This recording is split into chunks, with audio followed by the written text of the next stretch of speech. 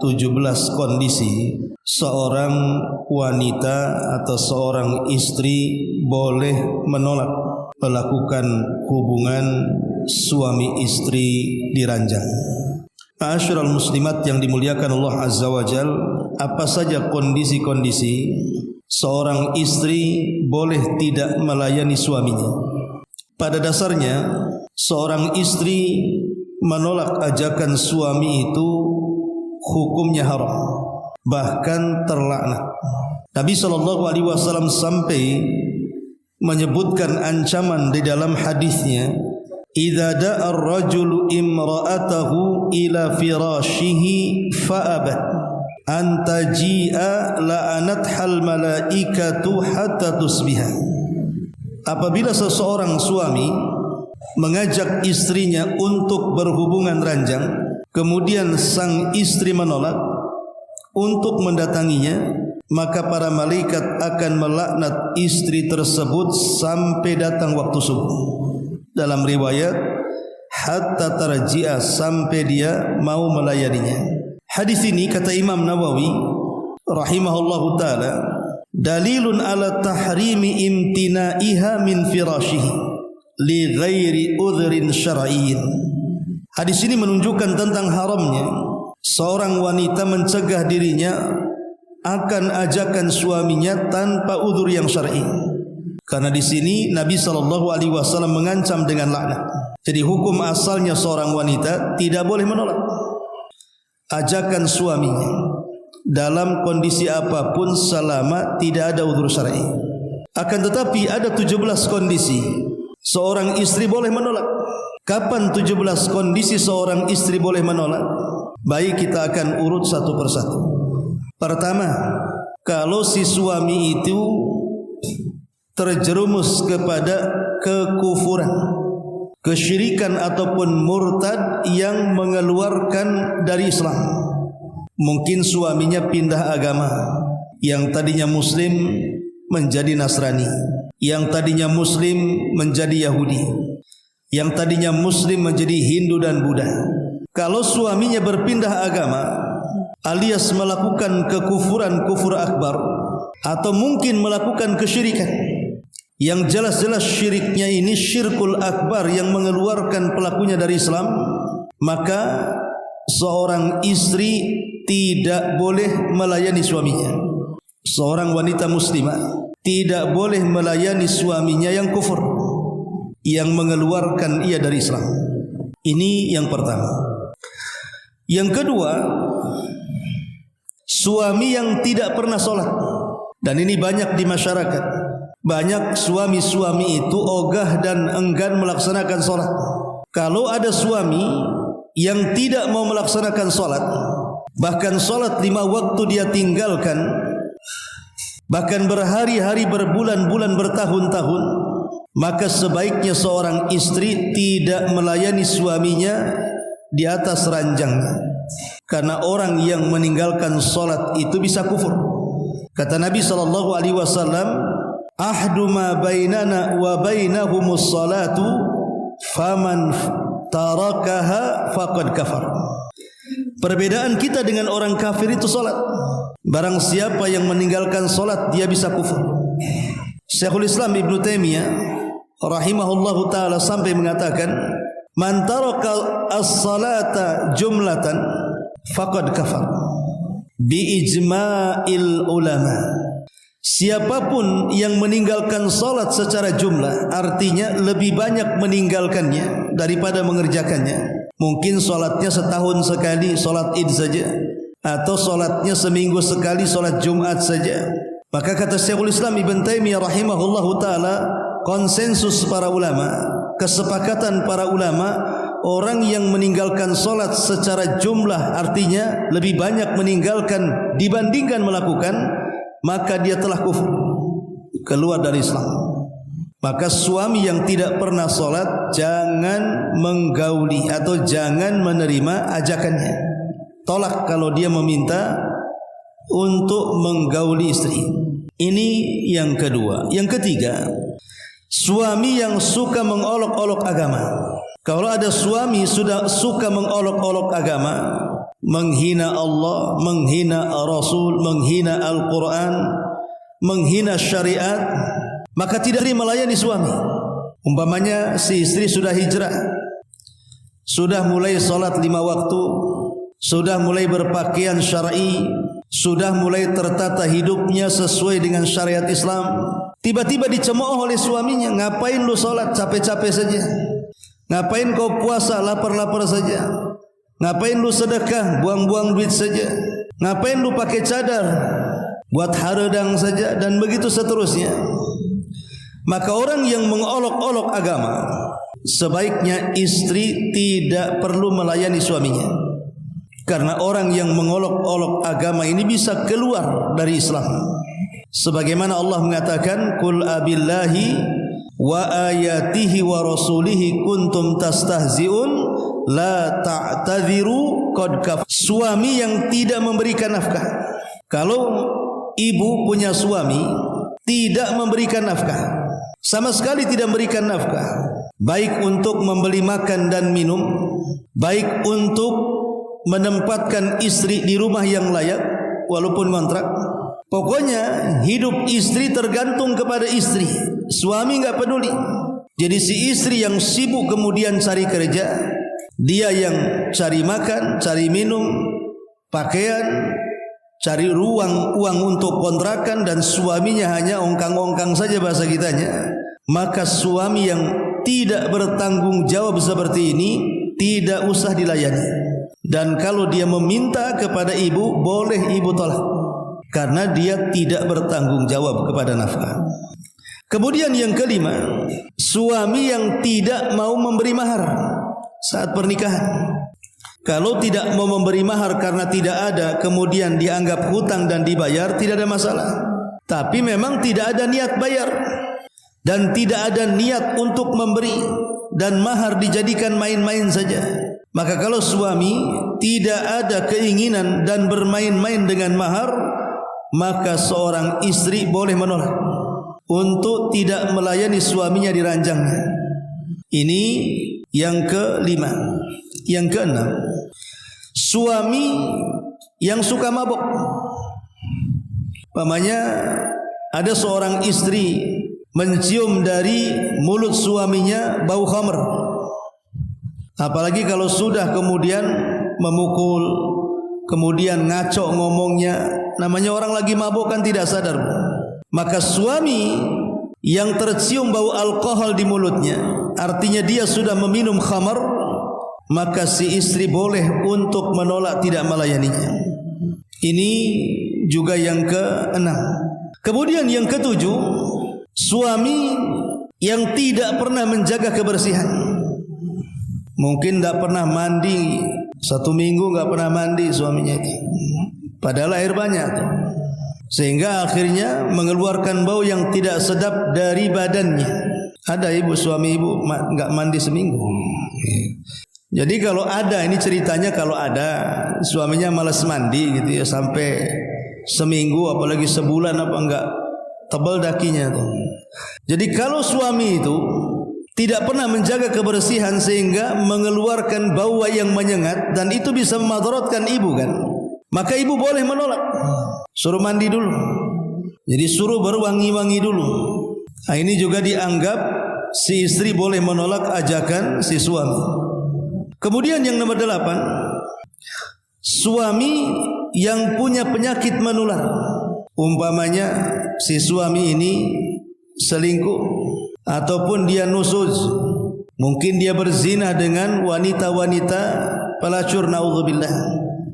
Akhirnya tertular penyakit yang membahayakan dari penyakit kelamin. Maka boleh sang istri menolak, karena syariat Islam itu dibangun la dirara wala dirar, la dharara wala dirar. Tidak boleh menyebar madarat kepada orang, ataupun tidak boleh menyakiti orang. Dari sini kita tahu bahwa istri boleh menolak kalau suami punya penyakit ataupun mungkin sebaliknya. Ma'asyiral muslimat yang dimuliakan Allah Azza wa Jalla, makanya terkadang umpamanya mungkin seorang suami berselingkuh dengan istri yang lainnya, dengan wanita nakal umpamanya kan. Si istri tahu, tetapi karena kemurahan hati si istri, dia tidak mau menggugat cerai, mungkin karena melihat anak-anaknya. Maka boleh sang istri tidak melayani beberapa waktu, beberapa bulan atau mungkin beberapa tahun sampai memastikan si suami ini steril, tidak membawa penyakit dari wanita luar. Maka ini juga diantara sebab seorang istri boleh menolak ajakan suami. Kemudian yang nomor 9, apabila sang istri sakit parah. Namanya si istri ini sakit parah sekali karena mengidap penyakit-penyakit yang melemahkan badan, sampai umpamanya terbaring ataupun mungkin duduk di kursi roda ataupun sampai lemah badannya, maka tidak mengapa sang istri menolak ajakan suami, karena kalau kemudian diikuti ajakan suami akan memadaratkan kesehatannya. Karena ada sebagian suami itu yang tidak ada rahmat, tidak ada kasih sayang dengan istrinya. Dia tidak melihat kondisi istrinya sakit parah, pokoknya keinginan syahwatnya harus terpenuhi, Maka ingat bahwa Islam itu dibangun di atas rahmat kasih sayang. Dan istri juga boleh menolak karena dikhawatirkan penyakitnya memarah, atau boleh jadi kemudian menjadikan kecelakaan bagi sang istri sampai kemudian merenggut nyawa kalau memang penyakitnya parah sekali. Ma'asyiral muslimat yang dimuliakan Allah Subhanahu wa taala. Kemudian yang nomor 11, kalau seandainya sang istri ini terlampau capek, mungkin karena pekerjaan rumah Bu ya, mungkin satu hari ibu habis safar dengan suami pulang kampung, kemudian balik ke Batam, pulang ke rumah macam kapal pecah umpamanya kan, sehingga ibu harus nyapu, harus ngepel, harus nyuci, akhirnya kemudian teler, kelelahan, kecapean yang luar biasa. Maka sang istri boleh menolak akan ajakan suami karena ada uzur syar'i namanya, lelah sekali. Tapi kalau lelahnya tidak sekali, artinya ya biasalah, namanya rutinitas seorang wanita, nyapu, ngepel, masak itu kan kebiasaan dia, maka tidak dianggap boleh menolak. Maksudnya ini kalau sudah terlampau capek sekali, sudah tidak bisa ditolerir lagi gitu kan rasa capeknya, maka tidak mengapa sang istri menolak ajakan suaminya. Kemudian juga yang nomor 12, nomor 11. Iya, maunya cepat-cepat aja. Baik, yang nomor 11, umpamanya seorang suami meminta berhubungan di tempat-tempat yang tidak aman dari pandangan-pandangan manusia. Umpamanya contoh di sawah, di gubuk sawah gitu kan. Mungkin keduanya ke kebun atau keduanya ke sawah, tiba-tiba suami minta di gubuk, maka istri boleh menolak. Karena dikhawatirkan banyak mata-mata yang memandang, banyak mata-mata yang mengintip, sehingga membuat aib, dan itu terkait dengan sifat malu. Seseorang itu harus punya sifat malu. Kalau suami meminta di tempat-tempat yang bisa manusia memandangnya, mengintipnya, menontonnya, maka sang istri boleh menolaknya. Karena itu bagian daripada sifat malu. Tidak senonoh melakukan hal-hal walaupun secara syar'i tidak ada masalah, itu kan suami istri. Tetapi masalahnya mengandung fitnah, akan terjadi fitnah dari pandangan-pandangan orang yang kemudian memandang kita. Termasuk juga umpamanya dalam rumah. Karena ada umpamanya kan, tidak semua orang itu tinggal di rumah besar, kamarnya banyak, masing-masing anak punya kamar. Terkadang ada anaknya banyak, tinggal di satu kos-kosan, cuman satu ruangan atau dua ruangan, anak-anaknya juga tidur di situ. Maka ini pun seorang istri boleh menolak kalau kondisinya tidak aman dan bisa membuat fitnah kepada anak-anaknya. Ma'asyiral muslimat yang dimuliakan Allah Azza wa Jalla, sehingga harus punya kamar khusus walaupun kecil supaya tidak menjadikan fitnah bagi anak-anaknya. Kemudian yang nomor 12, nomor 12, boleh seorang wanita menolak ajakan suami ketika ibu sedang haid. Karena Allah Subhanahu wa taala yang merintahkan dalam Quran, wala taqrabun nisa yas'alunaka 'anil mahid qul huwa adzan fa'tazilun nisaa fil mahid. Fa'tazilun nisaa fil mahid, hendaklah si suami menjauhi si istri untuk melakukan hubungan di saat dia sedang haid. Jadi istri boleh menolak. Kemudian juga yang nomor 13, di saat nifas. Di saat nifas juga sama, ketika istri sudah melahirkan dan masih mengeluarkan darah, sehingga saat wanita sedang nifas kemudian suami meminta, maka istri boleh menolaknya sampai betul-betul lewat saat nifasnya. Ada yang mengatakan 40 hari, ada yang mengatakan darahnya sampai kering, wallahu alam. Tapi yang jelas intinya sampai selesai nifasnya baru boleh melayani suaminya. Kemudian yang nomor 14, boleh seorang istri menolak kalau seandainya suami ini meminta si istrinya untuk melakukan hubungan dari jalur yang secara syariat terlarang. Maaf, seperti meminta lewat lubang dubur, naudzubillah. Karena itu bagian daripada perbuatan kaum Lut, kaum homoseksual yang diazab oleh Allah Subhanahu wa taala. Maka seorang istri wajib menolak kalau suami minta yang aneh-aneh, karena ini hal-hal yang bisa mendatangkan azab Allah Subhanahu wa taala. Ini yang ke-14. Kemudian yang ke-15, seorang istri boleh menolak ajakan suami saat istri melakukan puasa wajib. Ingat puasa wajib ya, puasa wajib itu seperti puasa Ramadan, atau ibu mengqadha puasa Ramadan, atau ibu melakukan puasa nazar. Pokoknya puasa-puasa yang hukumnya wajib lah. Ibu sedang berpuasa tuh, tiba-tiba suami ngajak, boleh ibu menolak. Beda kalau sedang puasa sunnah, Bu. Beda kalau sedang puasa sunnah. Makanya kenapa seorang wanita kalau hendak melaksanakan puasa sunnah, Senin Kamis, puasa Ayyamul Bid, puasa Daud, puasa mutlak, itu harus seizin suaminya. Kalau suaminya tidak mengizinkannya, tidak boleh puasa. Sekarang masalahnya, bagaimana kalau seandainya si istri semalam sudah minta izin dan suami sudah membolehkan? Akhirnya kemudian si istri puasa Senin Kamis umpamanya, di siang hari suaminya kepengen. Apakah ibu harus membatalkan puasanya ataukah melayani suaminya? Ulama mengatakan batalkan puasanya, layani suaminya. Kenapa? Karena melayani suami itu hukumnya wajib, sementara ibu melaksanakan puasa Senin Kamis itu sunnah saja. Beda kalau seandainya ibu sedang puasa wajib, puasa Ramadan, qadha Ramadan, puasa nazar. Kalau puasa-puasa wajib, maka ibu boleh menolak. Maaf bang, saya lagi puasa wajib, jangan ganggu ya. Ini yang nomor 15. Yang nomor 16, ketika seseorang sedang ihram, namanya ibu sedang umroh atau sedang haji dan sudah atau sedang dalam kondisi ihram, ibu baru saja dari miqat, kemudian belum selesai manasik haji, belum selesai manasik umroh, dan posisi ibu sedang ihram.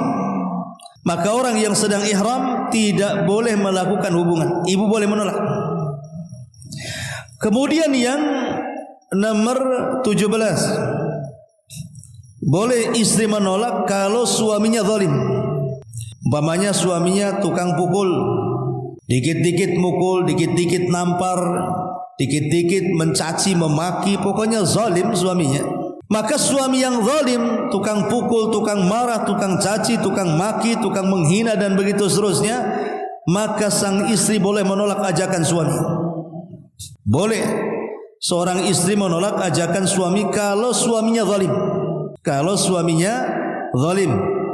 Ini yang ke-16. Yang ke-17. 16. Lanjut aja lah ya. Yang ke-16, yang ke-15, kok makin habis saja. Ke satu lagi. Ya udahlah, yang ke-16 pokoknya. Tulis saja lah 16 Bu. Kalau 16-nya 2 kali ada apa-apa. Intinya bahwa yang tidak boleh seorang istri menolak adalah ketika seorang istri sudah ditalak talak bain, Bu. Talak yang tidak bisa dirujuk. Umpamanya si suami ini mentalak sampai 3 kali. Talak, cerai, rujuk.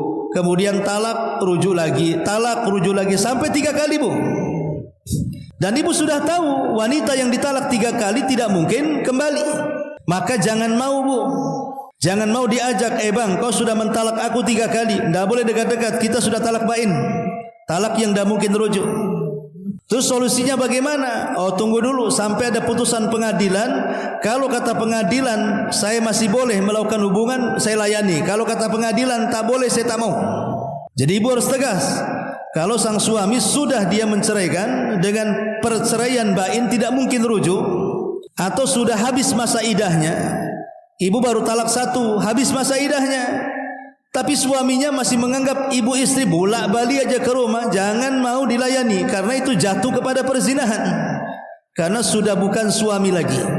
Jadi kalau sudah, karena di masyarakat, Bu, terutama orang-orang awam itu biasalah mereka kadang-kadang konsultasi ke saya itu, kadang-kadang mereka sudah ditalak, entah suami saya sudah mentalak 10 kali mungkin Ustaz, atau mungkin lebih kayaknya ya. Tapi karena dia jahil masih juga dilayani. Maka jangan dilayan kalau sudah lebih dari 3 kali. Solusinya gimana? Solusinya si suami harus konsultasi ke pengadilan agama. Ya, bagaimana putusan mereka? Ini juga poin kenapa si istri boleh menolak.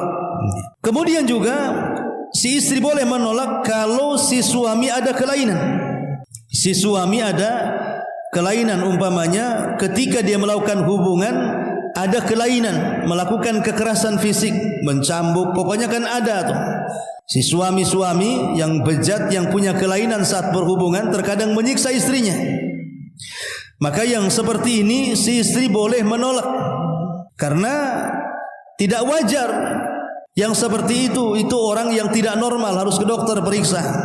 Ya. Kemudian juga hal-hal yang boleh seorang istri menolak adalah boleh jadi mungkin si istri punya luka, afwan ya, mungkin punya luka di alat vitalnya umpamanya. Kalau seandainya berhubungan bisa makin parah, bisa tidak akan sembuh. Ya, biarkan sembuh dulu. Ya, maka si istri boleh menolaknya. Jadi boleh menolaknya. Inilah kata para ulama hal-hal di mana seorang istri boleh menolak hubungan suami istri dari ajakan suami. Ini lebih daripada 17 ya, 20-an mungkin ya. Intinya bahwa 20 poin ini boleh seorang istri menolak ajakan suami. Lalu seandainya tidak ada alasan-alasan ini, tidak ada alasan 20 poin ini, maka sang istri wajib melayani suami. Seorang istri wajib melayani suami. Nah, di antara adab-adab yang disebutkan oleh para ulama, pertama adabnya at-tatayyub qablal jima. Suami istri harus membersihkan badannya masing-masing, berwangi-wangi lah bahasanya ya. Kemudian yang kedua, jangan lupa doa yang diajarkan Nabi SAW, yang dikeluarkan Al-Imam Al-Bukhari dan Muslim dari hadis Ibnu Abbas radhiyallahu anhuma. Rasul mengatakan, "Lau anna ahadakum idza arada an ya'tiya ahlahu qala bismillahi Allahumma jannibna syaitan wa jannibi syaitan ma razaqtana." Kata Nabi SAW, seandainya salah seorang di antara kalian hendak mendatangi pasangannya atau istrinya, maka hendaklah berdoa bismillah dengan menyebut nama Allah. Allahumma ya Allah jannibna syaitan, jauhkan setan dari kami, wa jannibi syaitan ma razaqtana, begitu juga jauhkan setan dari apa yang akan kau rizkikan kepada kami berupa anak. Jadi meminta kepada Allah Subhanahu wa taala agar ketika melakukan hubungan tidak diganggu setan. Ini penting, minimalnya mengucapkan a'udzubillahi minasyaitonir rajim. Kemudian juga di antara adabnya adalah apabila sedang melakukan hubungan tidak boleh menghayal. Tidak boleh menghayal. Umpamanya ibu karena suaminya kurang tampan, udah hitam jelek kan itu. Jadi saat berhubungan membayangkan artis umpamanya. Atau sebaliknya, istrinya kurang cantik, kemudian dibayangkan artis yang paling cantik sambil merem umpamanya kan. Maka tidak boleh. Itu menghina pasangan namanya.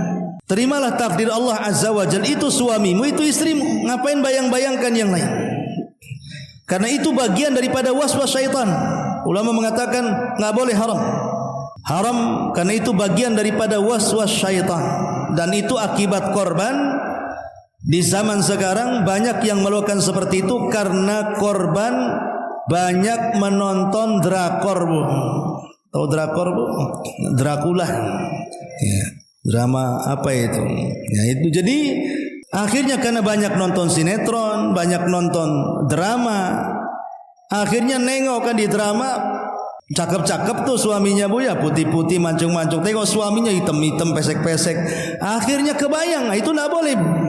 Haram. Ya. Jadi ini di antara adab, jangan membayangkan istri orang atau suami orang ketika melakukan hubungan suami istri. Ma'asyiral muslimat yang dimuliakan Allah Subhanahu wa taala. Tetapi walaupun demikian, Islam ini agama luas.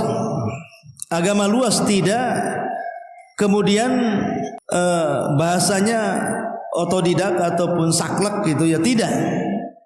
Termasuk saat berhubungan. Saat berhubungan boleh melakukan gaya apapun bahasanya, asal jangan melakukan hal-hal yang diharamkan. Makanya dahulu orang-orang Ansor dengan orang-orang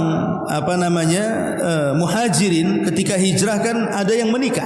Antara Muhajirin dan Ansar ini ada yang menikah. Sementara orang Mekah dengan orang Madinah ini, keyakinan mereka dalam berhubungan itu berbeda. Ada yang mengatakan bahwa orang-orang Ansor berkeyakinan, orang-orang Ansor berkeyakinan karena memang mereka juga tinggal bersama orang-orang Yahudi. Jadi keyakinan mereka sebelum ada ayat yang menghapus tentang keyakinan tersebut, mereka meyakini kalau seandainya seorang suami menggauli istrinya lewat belakang, maaf Bu ya, lewat belakang, tapi tetap maksudnya bukan lewat tubur, tetap lewat kubul, tapi lewat belakang. Orang-orang Yahudi atau orang-orang Ansor itu meyakini nanti kalau punya anak, anaknya jadi juling, matanya itu jadi juling. Tahu mata juling kan, Bu? Jadi mereka meyakini seperti itu. Kalau menggauli istri dari belakang, kalau punya anak, nanti anaknya matanya juling, Bu. Maka kemudian Allah Subhanahu wa taala bantah. Turun surah Al-Baqarah ayat 223, nisaukum harthul lakum fa'tu harthakum anna syi'tum.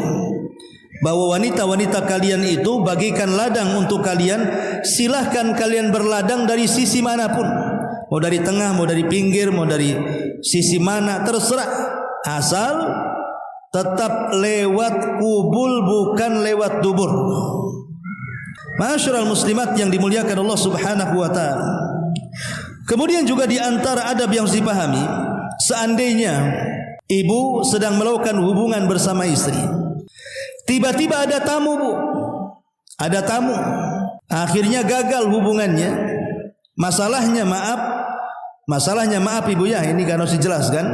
Jadi alat vital suami itu sudah menyentuh alat vital istri. Walaupun tidak keluar sperma, maka wajib mandi. Ingat, wajib mandi. Kalau sudah bersentuhan antara alat vital laki-laki dengan alat vital wanita, walaupun belum masuk, walaupun belum keluar, kalau sudah terhubung antara paha dengan paha dan sudah ada keinginan untuk melakukan jima, maka wajib mandi, keluar atau tidak keluar.